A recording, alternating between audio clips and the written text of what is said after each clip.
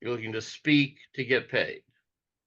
So your Right. job is to take the problem you solve in your business or with your book, tell people in 20 minutes how you solve one or two of those problems. And then at the end of that 18 or 19 minutes, you have 1 or 2 minutes to tell people how they can hire you to help them solve that problem.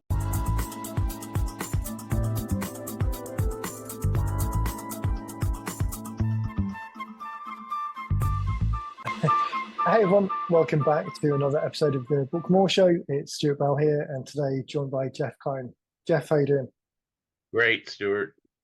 I'm excited for this one. It's we do a bit of a mix of recordings with people who've written books, our clients who've written books, other people who've written books, and then other people who are out there in our kind of related world, really with the idea of sharing some of this value with people. And this, I think, is going to be one of those conversations because the field that you're an expert in ties in so nicely with what a number of our clients, our authors are looking to do and ways that they're looking to start more conversations and get their voice out there.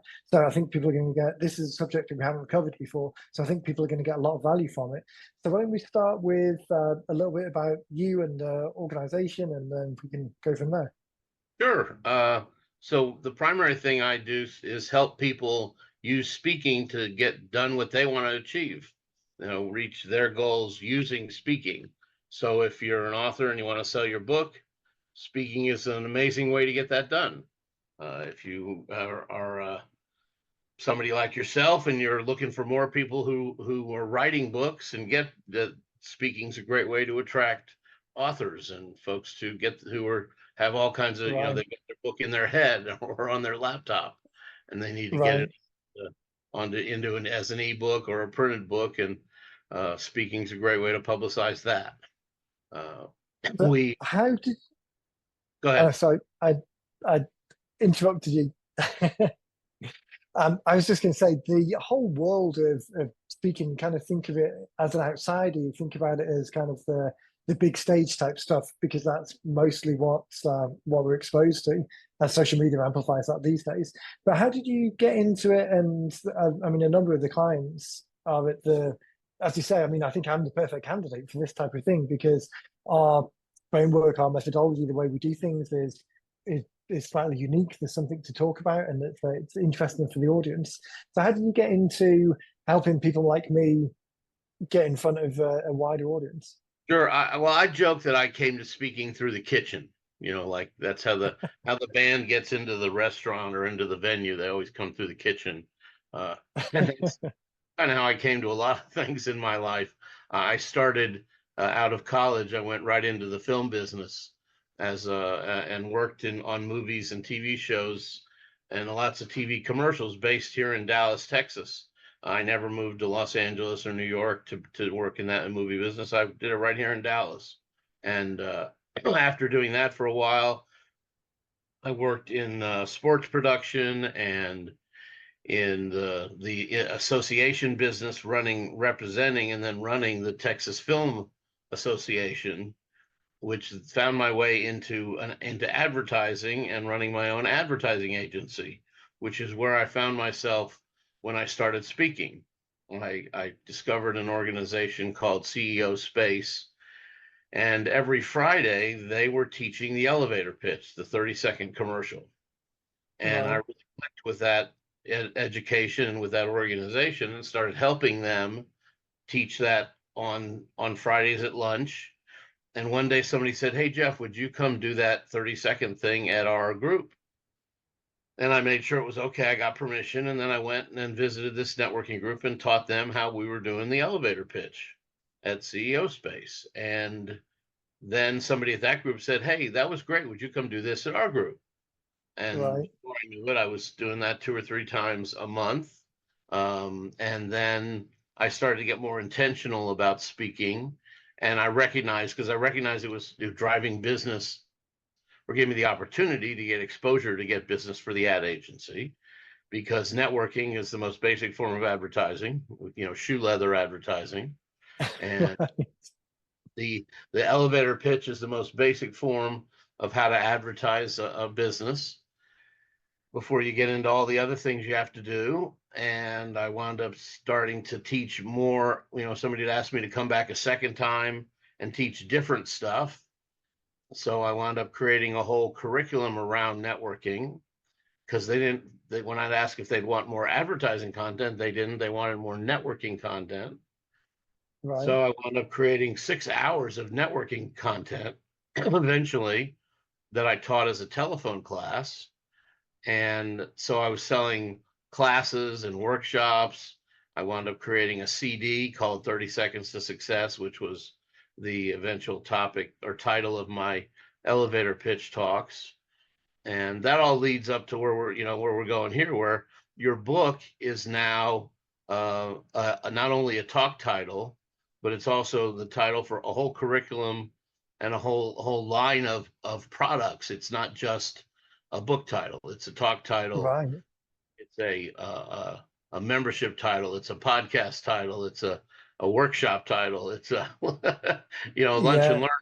And, it can be the title of 100 different products ranging in price from $20 to 2,000 or 3,000 or more dollars, depending on how you're positioning and what you're teaching folks. That's what I like about the principle of setting something up in a way that you can use it multiple times in the future. I kind of die halfway through an analogy every time I try and think about it. Is this kind of aircraft carrier that's kind of the main tentpole piece, and then the individual forces or aircraft or whatever going off from that, but always coming back to the hub.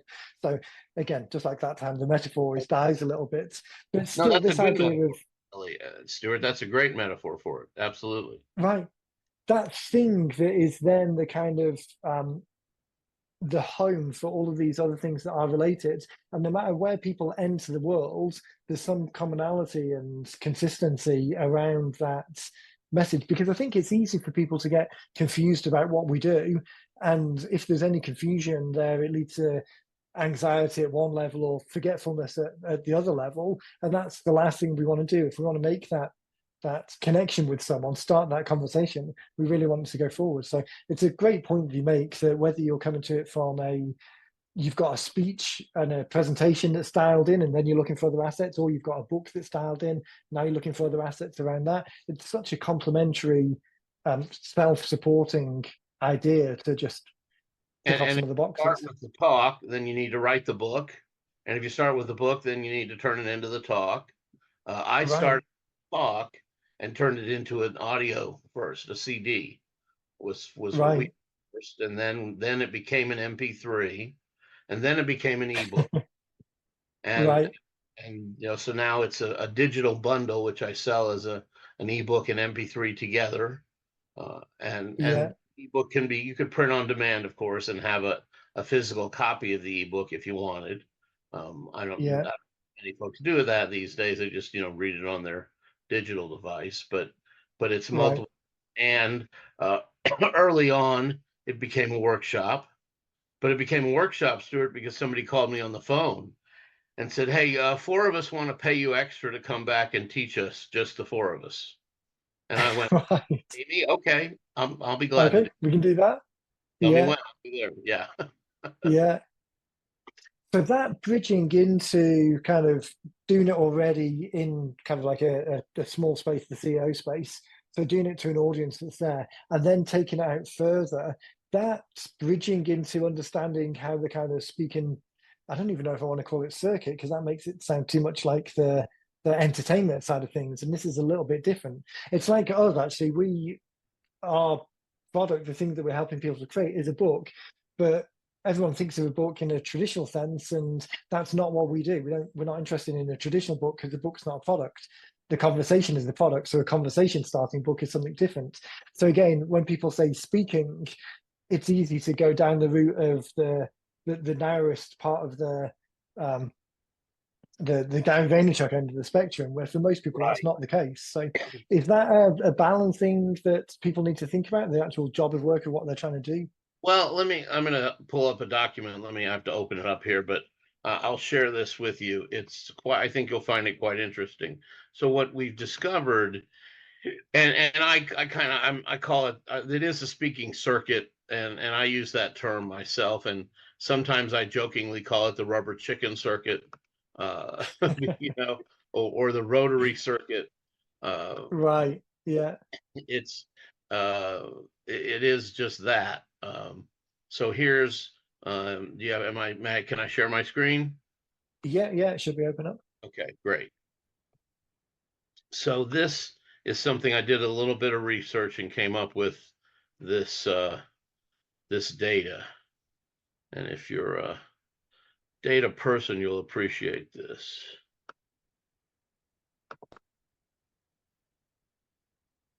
I'll have to see if I can take a. I'll see if I can take a screenshot here just for people who are just listening and not watching, and then I'll make sure I include it in the show notes. So what it says is where or where to speak. And it's about just some conservative numbers of the groups that are available to speak to. Now, this is based on the US and North America, but the numbers are pretty similar everywhere else in the world. In the US, so there's 33,000 Rotary clubs, Rotary International clubs in the world. And if we assume that maybe 20,000 of them are in the USA, every one of those clubs meets weekly. A few meet less often, Right. most of them meet weekly, which means they need speakers 40 or 50 times a year. So if Right. we just take 20,000 clubs times 40 weeks, that's 800,000 speaking opportunities in one calendar year. Right. That's Just already in that one low. organization. That's a low estimate for one organization. There's 4,000 chambers of commerce in the USA with one full-time staff person, but they estimate there's Right. 3,000 more run by volunteers. Okay, so not counting Right. chambers, the 4,000 with staff have meetings every month. So if we just count, if we Right. say 10 of those months, they need a speaker, that's 40,000 speakers. Yeah. Okay. So there's 92,000 registered trade and professional associations in America. That's like everything from the Bowling Proprietors Association to men's. Okay, those are all associations. And if just half of them have a monthly lunch, that's 46,000 lunches times 10 months. That's 500,000 meetings. And the truth The is, numbers start amplifying so fast. and quite and that's just one for each association. Most of the associations have chapters in multiple cities that have monthly. Right. Okay, that's now so that's associations, that's chambers, and that's rotaries. Now Yeah. let's move on to networking groups. So BNI, Business Networking International, which is the largest networking organization in the world, they don't bring in outside speakers. But if we use them as a benchmark to determine how many other networking groups there are, in my experience, at least here in the Dallas Fort Worth market, for every BNI chapter, there's about 10 other networking groups I can find. So Right. if there's 3,700 BNI chapters in the US. Multiply that times 10, that's 37,000 networking groups meeting every week. And if they Yeah. each have a speaker once a month, that's 370,000 more speaking opportunities. Right. So just those very, very conservative numbers, that's 1.67 million speaking opportunities in America alone every year that will never pay the speaker an upfront fee, but Right. will allow the speaker to make an offer as long as the speaker first gives value to the audience. Right. And So that's the way of that's the more sensible way to think about it for us as business owners rather than us as professional speakers. That exactly, whole market opens up to someone who the traditional speaking circuit, because their product is themselves, that's that's not what we're interested in. you're not Right. looking to get you're not looking to get paid to speak.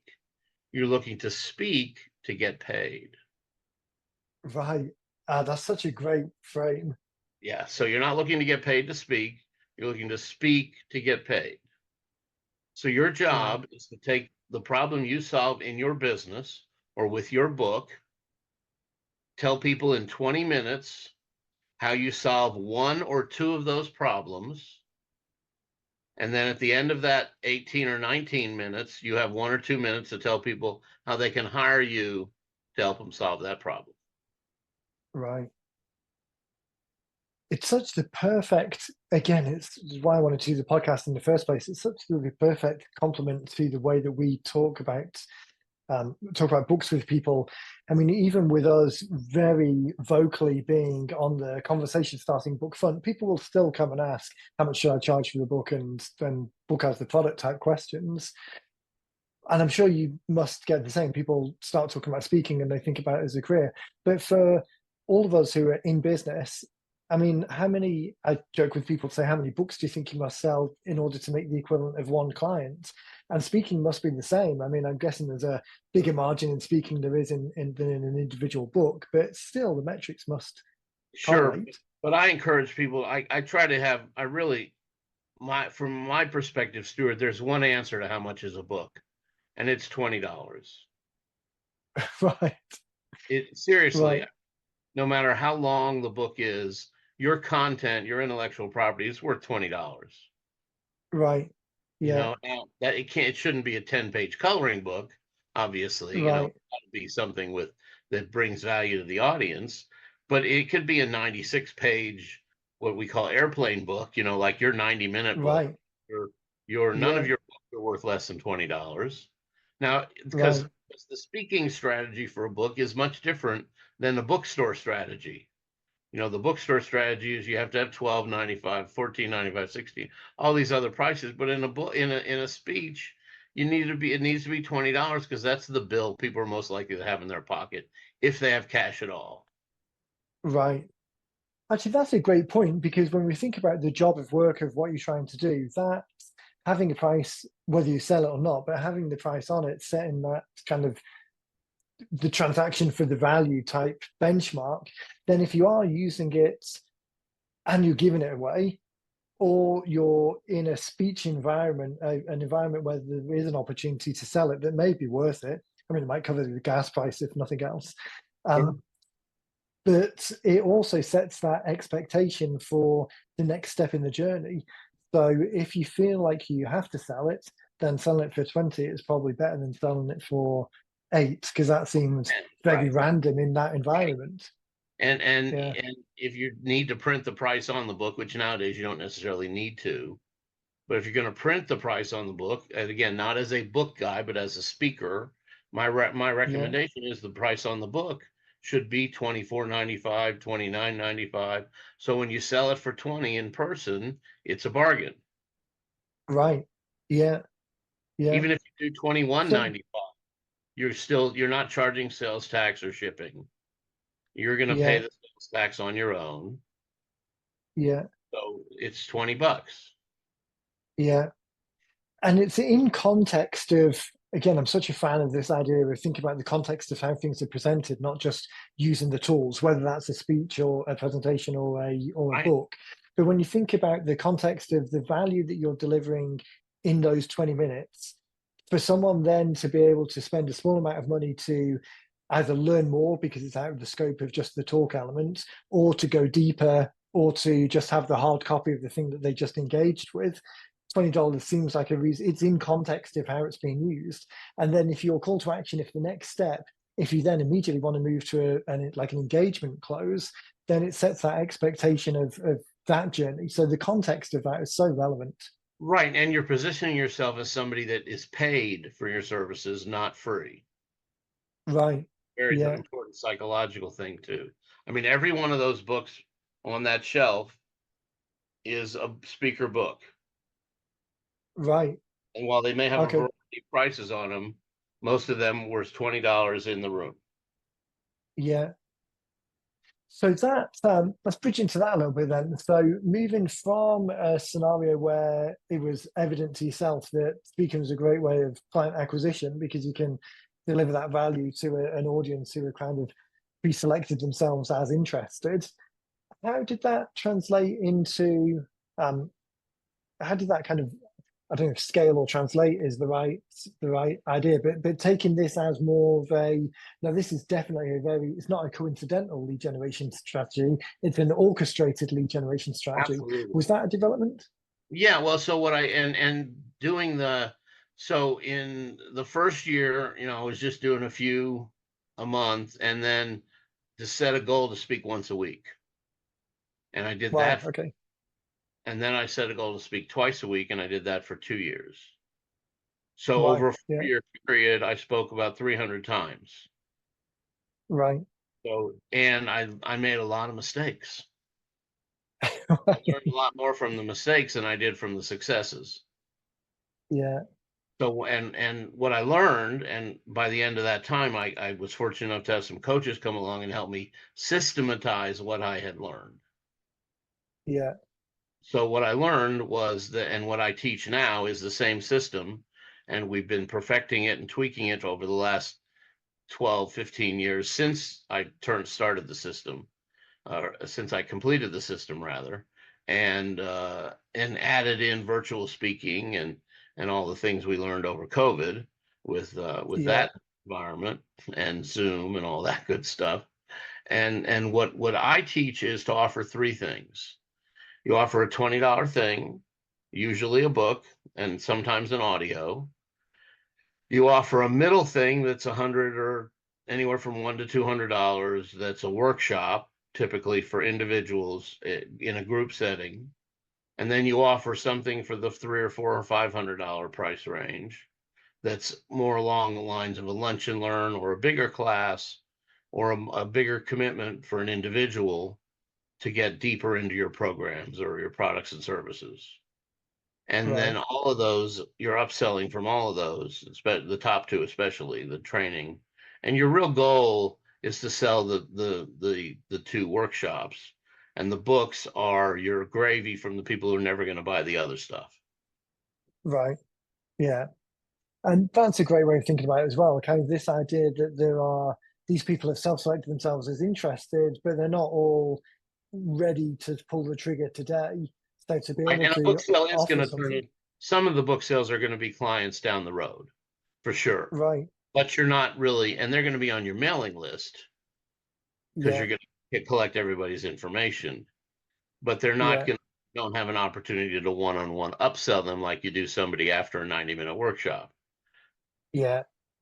But it captures those people and puts them into the bigger system so that there's a, you're not immediately losing that. So for example, if you didn't have that lower tier offer in the room, if you were just presenting, hey, get started with me and here's the price, all of that other, or the majority, the vast majority of that other traffic would disappear because the doors close, everyone goes home and moves Yeah, on. here's a horror story. There was a gentleman who made the rounds in Dallas in the aughts, and he spoke several hundred times a year for a couple of years, and he sold a couple 100,000 books, but he didn't collect email addresses. Oh, right, So at yeah, the end of those couple of years, he had sold 200,000 books, but his email list was only 3,000 people, that's and he had the nothing opportunity, to build and to build more business on. right? And it's such a straightforward extra step to do it. But I mean, we've worked with people who said, "Oh yeah, we've been in business for years, and we've got client details, obviously, but everyone else, and there's maybe like some papers over there and some post-its over there, but we just never brought it all together in any way." It's just a And those matter of names have getting moved business on, cards from everybody in the room. And right? what you have to do that is give away a book. Right. Yeah, that's why I mean we love it as the thing at the top of the funnel to start collecting those details to start adding the value with the speaking element. It's such a an obvious next and easy step and so complementary that it really works well. And they don't have to But give you their card. They just can't win the book if they don't. And right, everybody's okay with that. yeah. And even things like these days, even saying, I'm really a fan of encouraging people to do something specific for the occasion. Now, not everyone can do it because sometimes it's too much of a mental lift or they just don't have time. But the idea of saying, okay, we've had 15 minutes here today where I've given you kind of the introduction to the piece. definitely get a copy of the book, but I know there's a lot of stuff that you're going to read in the book, but it's not really going to land. So I recorded another 30 minutes of content just to go to that next level deeper and giving that away free with anyone who gets a copy of the book. And to get it, you need to put your Sure. name and email address details. So there's so many ways of kind of Absolutely just love layering, right? Layering on that value, and the relationship that you have with those people is then extended, and your ability to collect details is easier, and it just makes everyone feel good about it. Yeah, and nobody thinks twice about putting their email address on an order form when they're putting their other information on it. Right, right. They're wanting to do the thing. They're wanting to engage with you. So there's no, you're just helping them to engage even more. It's Yeah. ties in so well. How did that translate then from, so this is something that you saw success with yourself, you kind of orchestrated that into doing even more things, more people were starting to ask questions. What was the transition towards building the course, and then how do you kind of get to that next market? So the course kind of comes about from necessity and people asking, and a logical progression, but getting that course in front of other people, what's that step in the process? Well, that's where you start looking at other groups. So for some of it's organic. Somebody says, "Hey, come speak at our group," and come speak at our group from the audience. But then it's like, who else would this be good for? And then you seek Right. out audiences on your own. You go Yeah. you Google associations, or you Google salespeople, things like that. You learn about the right associations. You get Yeah. asked to join groups, and or asked to attend things. The other thing you do is, for example, with the networking, realtors are a big market for that, and financial advisors. So when I have one realtor in an audience, I've got their card. I'm going to contact them and ask who at the broker's office brings in trainers, and find out who that person is to talk to about coming in and doing Right. training. And same thing with financial advisors, excuse me, and people like Yeah. that. I think that's one of the benefits of, we hear it was kind of it was unexpected when it first started happening, but then it's happened enough that it's not unexpected. But it wasn't the we didn't imagine this would happen in the first place. But often a lot of the feedback that we get from people going through the book writing process is, hey, you know what, going through this process actually made me realize two or three other things, or a business development opportunity that I was thinking about, or a complementary non-competing business that we can work with, or I've been saying it this way for years, but then someone asked me to elaborate on it because they didn't understand it, and I realized I could say it in a different way. And with the speakers that you work with, walking them through the course and helping them, or or forcing them or encouraging them to take that time to think about their thinking a little bit, to think about who it is that they can best serve within this particular um, the job of work of what they're trying to do in this place. I imagine that opens up a lot more potential opportunities that Absolute wouldn't come one, up otherwise. workshops with people and helping them think of who else they want to meet. All kinds of ideas come to the forefront there too. Right. Yeah. It's definitely one of those things where none of what we do, well, speak for myself, I guess, none of what I do is rocket science in the sense that it's earth-shatteringly complicated, which is probably just as well if you knew my academic record, earth-shatteringly complicated, or some completely magical way of doing things. It's a different way of doing things, and it's unique. But it's almost more the exercise of working with people through the process, and just having that dedicated time to think purely about this. It's that old adage of working on the business rather than in the business. But the secondary benefits, or the non-obvious benefits from it, it's pretty significant. Well, but so much happens on the job, as they say, OTJ, on the job Right, training. That you just have to experience it. I mean, once you start doing stuff, you learn from doing, and right, hanging out with other speakers, you learn things from them. There's no way I could be where I'm at if I hadn't spent a bunch of time at National Speakers Association meetings, learning from right, doing it for a living. Uh, and now I teach those same people, or those same demographics, what my journey was, because they can all benefit from it. Uh, the truth is that our methodology of speaking all these places where you can make money is a much faster path to making a living as a speaker than trying to get on the big stage and get paid to speak. Right. I mean, there are people promising all kinds of results, but they want $10,000 for you to teach you how to do that. And you know what? Yeah. What they teach you work. What they teach works in 3 to 5 years. Right. Seriously, if you want to be Tony And Robbins, if you want to be the next public, big name public speaker, you can pay Tony Robbins, you can pay John Maxwell $10,000 or $15,000 to be a licensee and follow their process. It's still going to take you 3 to 5 years till you're making a living as a speaker. If you right. follow our speak to get paid process and you have a program that you can teach people to solve some Yeah. problems, then you can do it in a year or less. You can be making a living using speaking to make a living, understanding Yeah. that speaking comes training and coaching and all those things that you're selling as a speaker. Yeah. But the primary marketing tool is speaking, and you're Right. teaching the program from the front of the room or the front of the Zoom. You know, Right. we've got a membership program. We've got a website for helping speakers of all kinds promote themselves at Speaker Co-op that's been up for 18 years. And it started as a networking lunch to help people find more speaking engagements. And Right.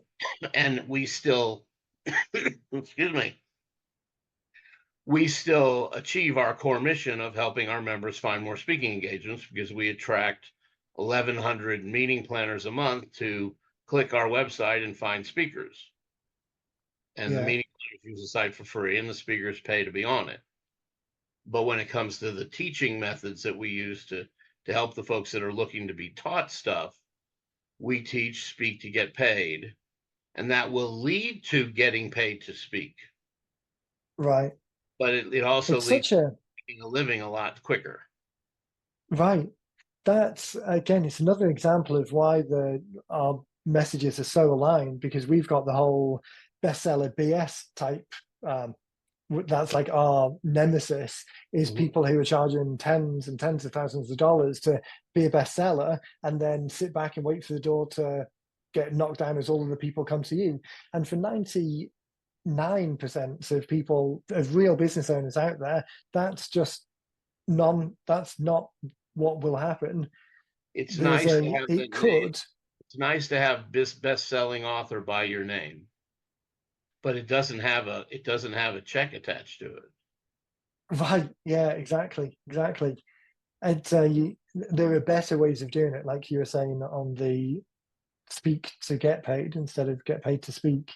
Such a much better way of thinking about it. When we I always kind of joke on the podcast because time flies by and we kind of run out of time way before I think we do. So a couple of things though before we wrap up. So the idea of some of the people in the audience, in your audience, are looking towards that path of being professional speakers, and this is the most effective route. Our audience, there's definitely some people who maybe think that way, and actually, I know already there's a few book clients who have kind of ended up doing that, but that wasn't their original plan. But for people who are in that kind of middle ground, who have a business already, they're not necessarily thinking about leaving, but they want to get their name out there a little bit more, both for uh, well, I'm going to say maybe a little bit for vanity and a bigger bit for credibility and a small section for authority, and but really for kind of like lead generation for establish themselves. Yeah, It's the personal brand type thing.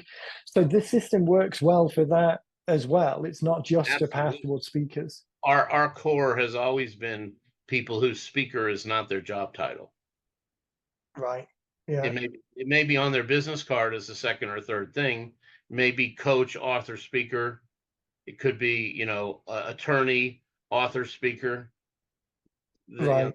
We see that a lot, and that's Yeah. that's who I work with mostly. My coaching clients, while I'm branching out because I've been doing it so long, and I do work with people who want to be professional public speakers. My core client is that consultant, that fractional CFO who understands how powerful speaking can be to grow his practice. Right. And we can help him immensely. I've got a 10-week class that we teach called 10 Stages in 10 Weeks. And we Right. guarantee 10 stages, but that's it's all focused on revenue for your business and how to get clients in 20 minutes. Yeah.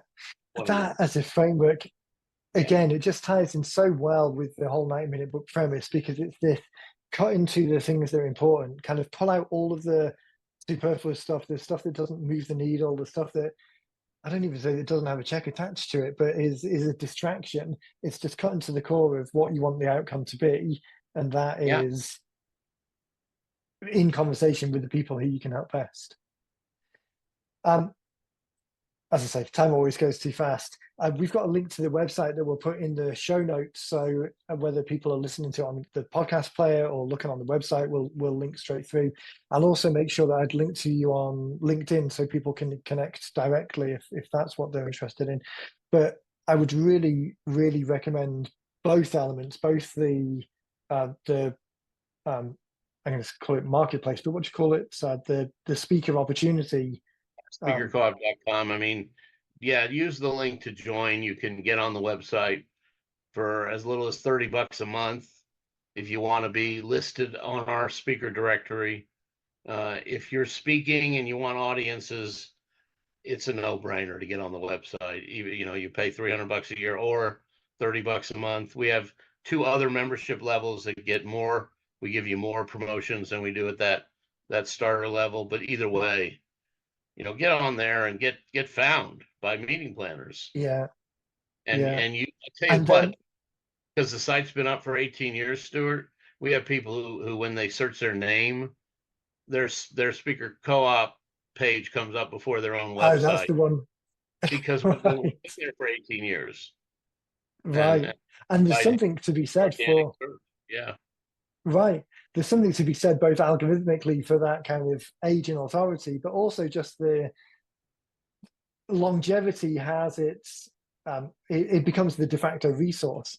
So Mhm. that's one. And then the course to help people refine that 10-week 10 stages course to help people refine if they're just say they've written a book, they're an attorney, they've written a book with us a year or two ago, they've done one or two speaking things, but it's just because people ask them. That course, that's a great course to help them kind of orchestrate this a little bit more and really dial it in as a Sure. Yeah. The 10 specialty. stages, the 10 week, 10 stages class. It's a $2,500 program.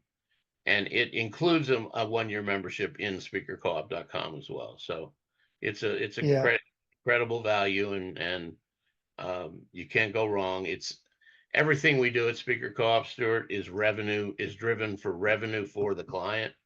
We're not, right, again, I run into so many people who have spent so much money with people who don't care about how much money their clients make. It breaks my heart right. to run into these Yeah, people. So they've been sucked dry by these coaches and these programs with all these promises of fame but not fortune, just fame. And pay us, right, got to do this and this and this.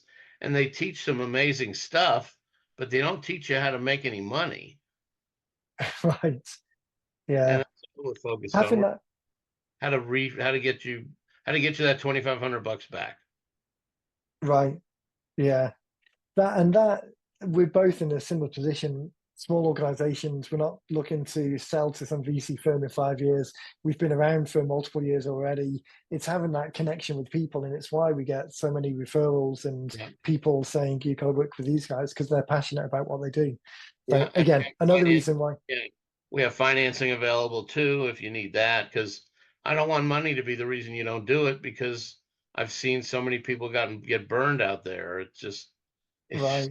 it's just sad. Yeah. Yeah. It's this is going to be one of those podcasts. This is a subject that we haven't spoken about before in kind of 180 episodes.